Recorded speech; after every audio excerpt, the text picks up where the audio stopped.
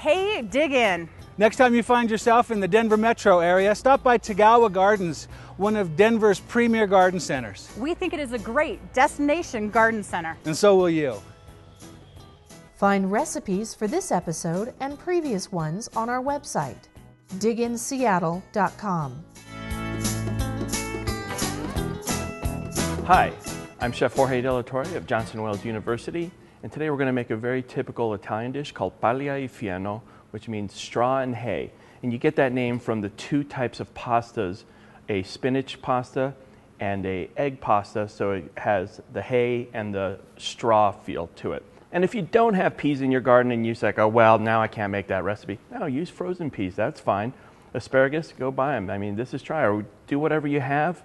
Use the vegetables that are coming up, and this dish will still be delicious. So, we're going to start off by starting to heat up a little butter. We're going to crisp up the prosciutto. So prosciutto is a dry cured pork product. You can use ham if you want. You can make it vegetarian by leaving this out. But it's a nice contrast. It's very salty, so it has a nice flavor. Going to also add a little garlic. Now I like to add the garlic a little later, usually, because that way I don't want it to get too brown, but nice infusion of flavor. So the garlic's starting to brown, crisp up. I cut it thinly so it's going to do quickly. What I did was I blanched the asparagus and the peas to give it that nice crisp, so I blanched and then shocked it. And shocking means that you want to put in some ice cold water, and it really keeps that nice green color. So you want a nice visual, obviously, on any plate. So I'm going to add these.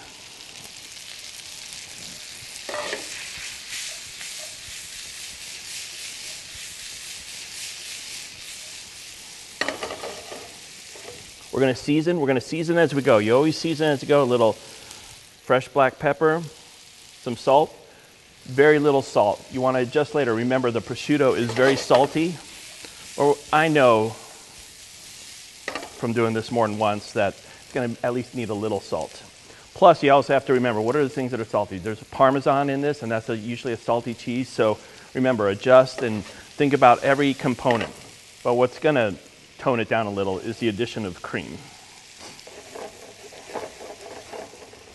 So we're going to add the cream. We're going to turn it down to a low.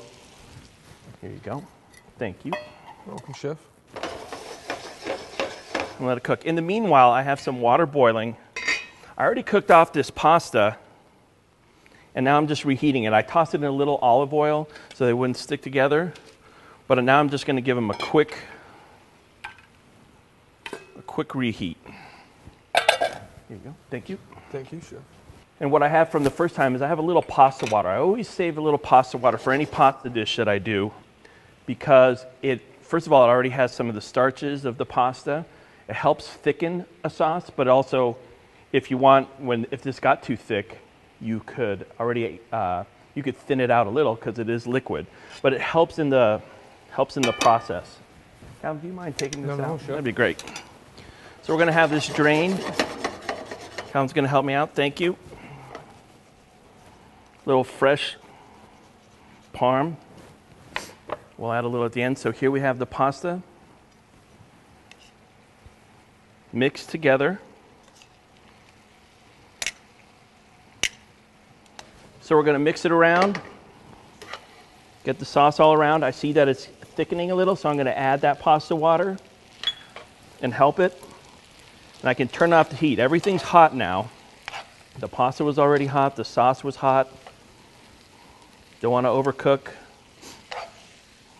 I'm a big black pepper fan, so I always like to add a little more black pepper, but you do it the way you like it. It's your dish.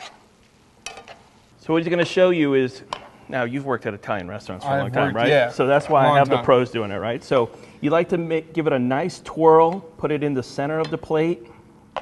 It's a nice visual. Remember, you eat with your eyes first, so that's what's important. Nice visual, give it a twirl.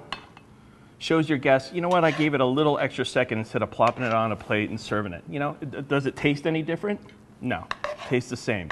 But is it visually pleasing? Yes, and people appreciate it, they love it, they always remember it, and it's those little things that when they say, wow, I don't know why that was so good, and it's because we gave it a little twirl, right?